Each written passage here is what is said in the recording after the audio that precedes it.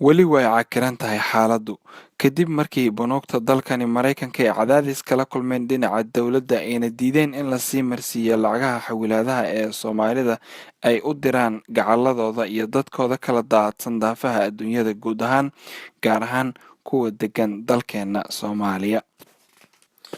haddaba kulan ballaaran oo ay ka soo qayb galeen qaybaha kala duwan ee bulshada lagagana arrinsanayay sidii xawilaadaha ay u sii shaqayn lahaayeen ayaa lagu qabtay hoolka Safari ee magaalada Minneapolis.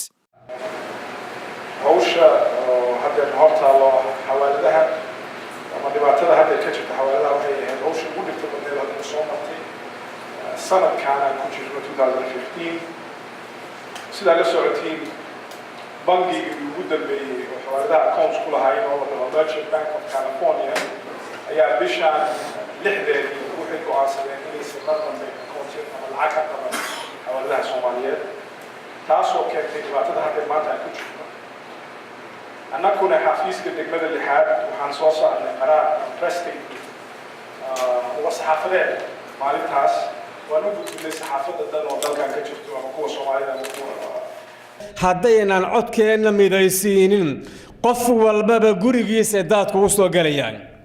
taa waxaan ka wadaa in dhammaan xawaaladaha qaybahooda kala duwan inay isku cod noqdaan, isku si wax u arkaan, isku tareen foolaan, isku go'aan gaaraan, ballanta ay galaanna ay ka soo baxaan.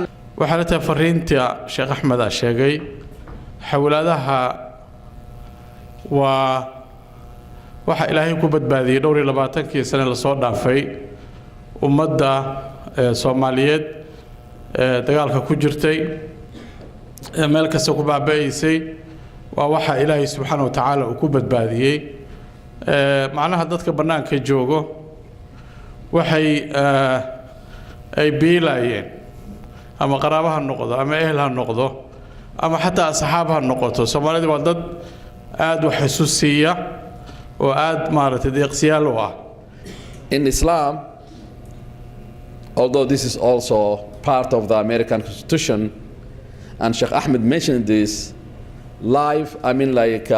food security is connected to the national security of every country. It's the same thing.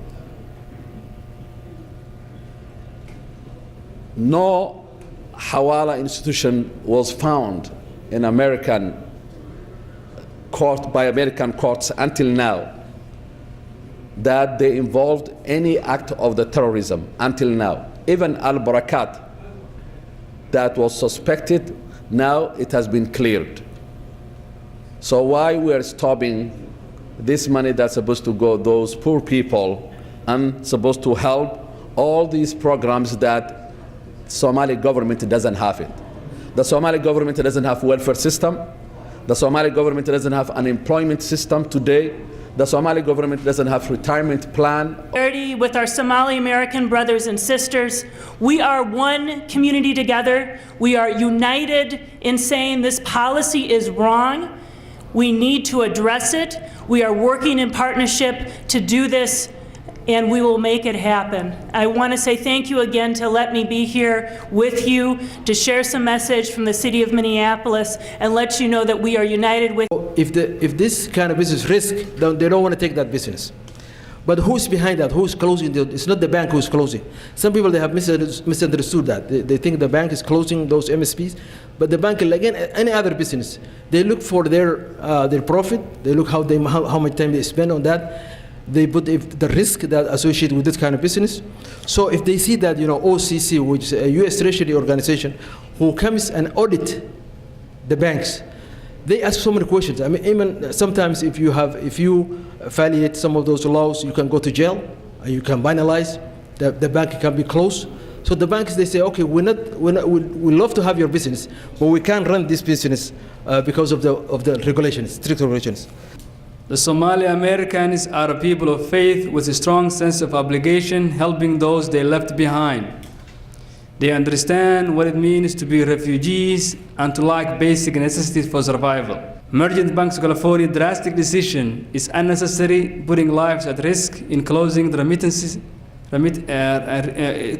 remaining remittance account. As American citizens, We have the right to conduct banking activities without difficulties placed upon us as a result of Al-Shabaab fear-mongering tactics. The money Somalis send home is generally the only source of income for families in Somalia and other regions. Closing this service to bank customers is already having dire consequences for Somalia's most vulnerable women, children, the elderly. This is a violation for their human rights. guud ahaana mas'uuliyiintii ka soo qayb gashay kulankan waxaa laga dheehan karay wajiyadooda inay ka xun yihiin xaaladan cakiran ee xawilaadaha. Wallahu almusta'aan. Maxamuud Dulyadayn, Somali Channel, Minneapolis, Minnesota.